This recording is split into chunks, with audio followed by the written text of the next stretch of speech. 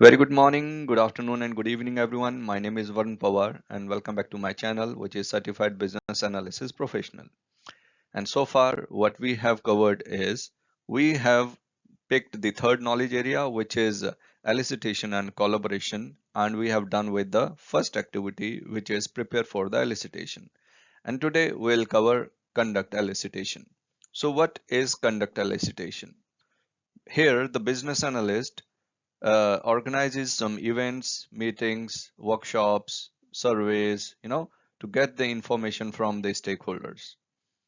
So, what is the objective? So, to draw out, explore, and identify information relevant to the change.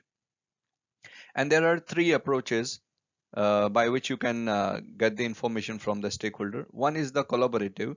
This is bi-directional flow of the information between you and the different stakeholders, where there's a direct interaction, and in this approach we relies on the experience and expertise and the judgment of the stakeholder. The second one is the research. Research is basically a systematically discovering and studying information from materials or sources that are not directly known by stakeholders. So this is something that stakeholders don't know about this, so you have to do your own research, and based on that research you would be getting the information. Research can include data analysis of historical data to identify trends or past results. In this approach, the stakeholders could participate with you. Then the third approach is the experiments. Experiments identifying information that could not be known without some sort of controlled test. Some information cannot be drawn from people or documents because it is unknown. Experiments can help discover this kind of information. Experiments include observational studies, proof of concept, and prototypes. So remember this, these three bold letters or terminologies here. It could be asked like observational studies. What are the observational studies and under which category it falls? So you should understand these are experiments. Then I know you are familiar with this table. So now today uh, we'll discuss this elicitation and collaboration and conduct elicitation. And what is the activity, what is the input? So the output that we produced in the first activity, elicitation activity plan, will be the input for this activity, and the output would be elicitation result unconfirmed. So you might know like what is unconfirmed, that is not confirmed. And this keyword itself is suggesting that the next activity would be to confirm the result. So here you can see confirm elicitation result. So we'll come to that later.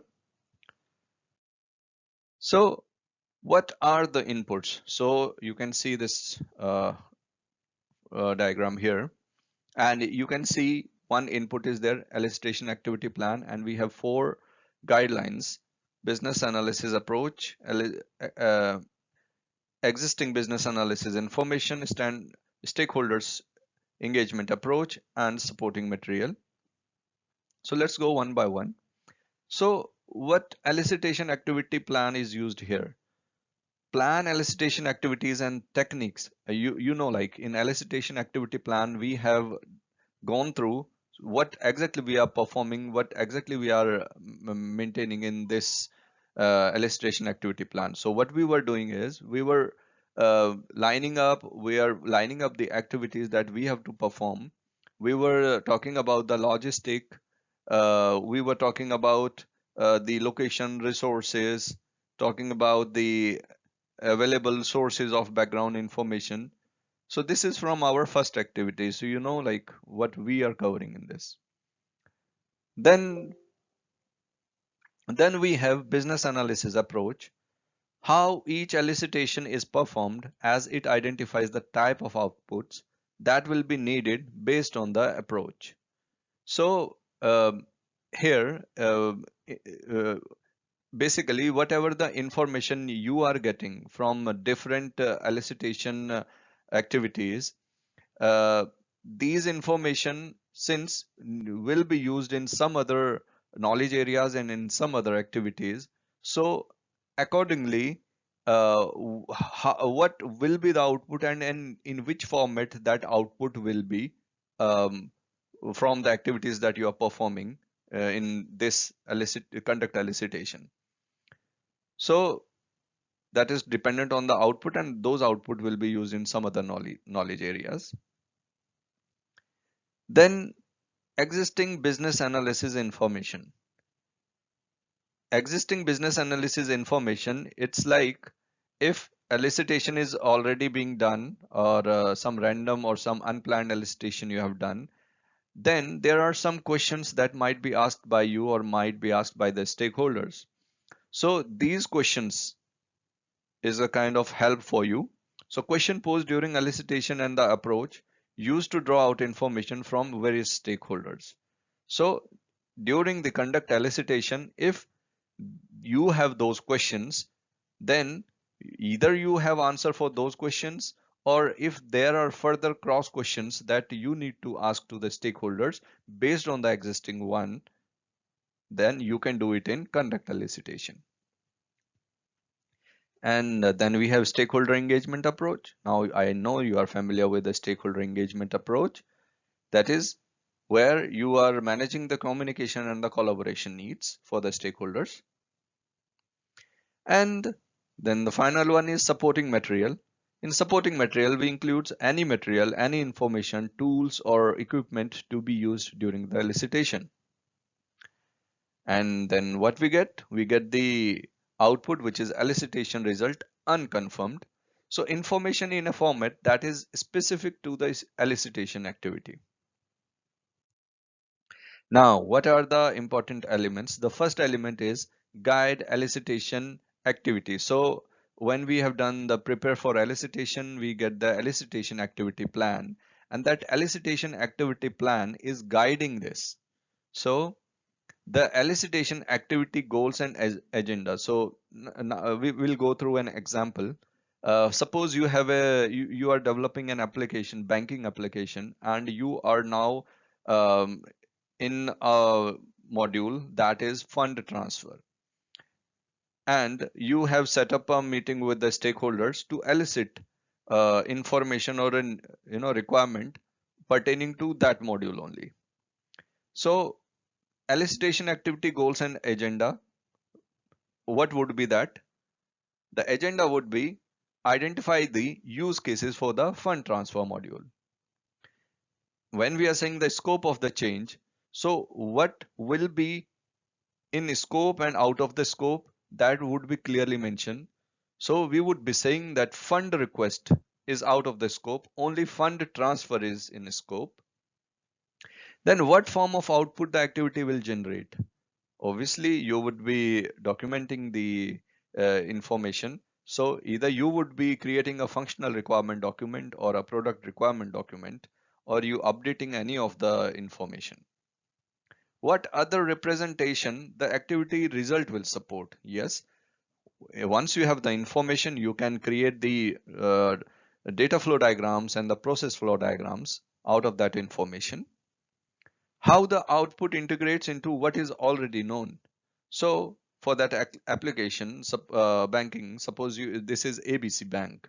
So you know that this is a immediate money transfer services, or national electronic fund transfer service, or it's something like the scheduling services in that fund transfer module. You are aware of this because other application, other banking apps having the similar features, so these are known to you. So how the current information that you get is integrated with this, that you have to figure it out. Then who provides the information? Obviously that would be the bank. Here in this case we are saying this is a Swedbank, so Swedbank will be providing this information. And this is a customer, or we are saying the client. Then who will use the information? So the information will be used by account holder, Swedbank, or it would be used by the customer, or it would be used by the third party regulatory body, which might be doing the audit and monitoring and controlling in the applications. Then how the information will be used? Well, out of that information, the fund transfer, either you would be creating the reports, or user might be asking or requesting for the transaction statements or the transaction receipts. So those information might be used in this form. Now the second element is capture elicitation outcomes. So here we are capturing, and capturing is very important, because if you will not capture the information later on, because we have the next activity which says confirm elicitation results. So against what information you will be confirming those. So it's very important that you capture the elicitation outcome.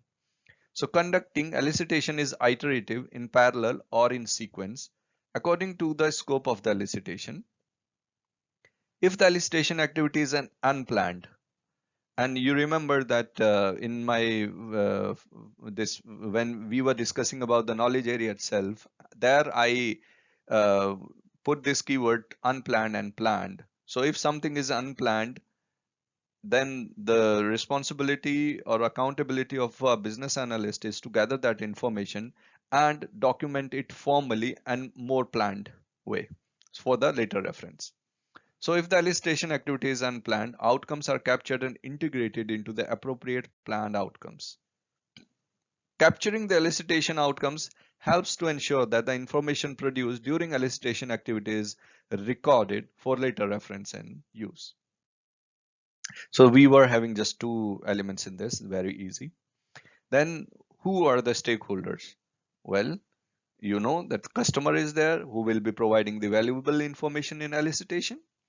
The end user would be there, who would be the user of our current and the future state or the solution that we would be developing.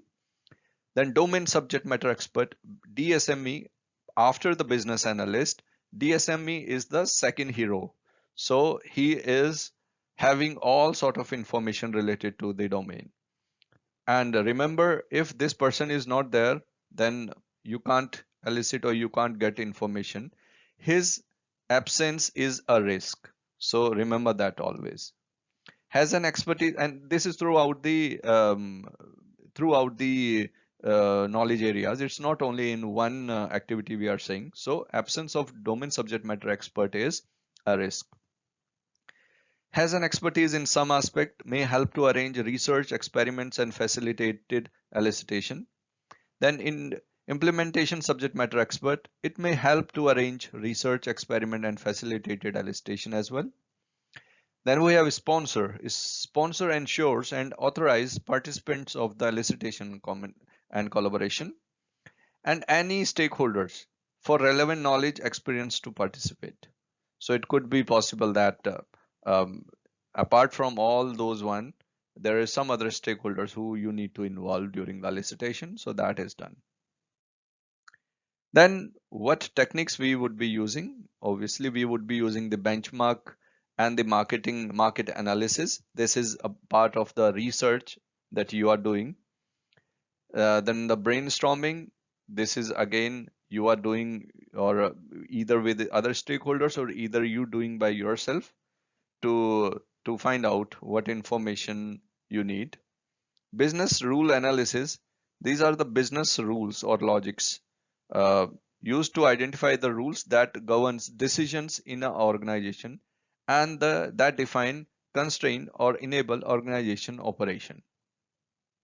Collaborative games used to develop a better understanding of a problem or to stimulate creative solution. Concept modeling used to identify key terms and ideas of importance and define the relationship between them. Data mining used to identify relevant information and patterns. Data modeling used to understand entity relationship during elicitation. Document analysis used to review existing system, contracts, business procedures, policies, standard and regulation. Focus group used to identify and understand ideas and attitudes from a group. Then we have interface analysis used to understand the interaction and the characteristic of that interaction between two entities such as two system, two organization or two people or roles. Interviews used to ask questions of stakeholders to uncover needs, identify problems or discover opportunities. Mind mapping used to generate as many ideas as possible in a short span of time. Observation is you are just uh, observing things and then getting the information out of that. Process analysis used to understand current processes and to identify opportunities for improvement in those processes. Process modeling used to elicit process with stakeholder during elicitation activities. Prototype used to elicit and validate stakeholders' need through an iterative process that creates a model of requirements or design. Survey or questionnaire and workshop. So basically here, if you remember that the prototype is basically in from this knowledge area itself, the business analyst should focus on the prototyping and the requirement design documentation. A reason being, if the business analyst try to start that work from this knowledge area or this activity itself, it would be easy in later activities when you are finally has to get the design validated or solution validated from the stakeholders. There would be very less variations. So remember this, that the business analyst if starts doing this design documentation or solution design documentation, that's in early stages, that would be easy for him to avoid any variations of knowledge later.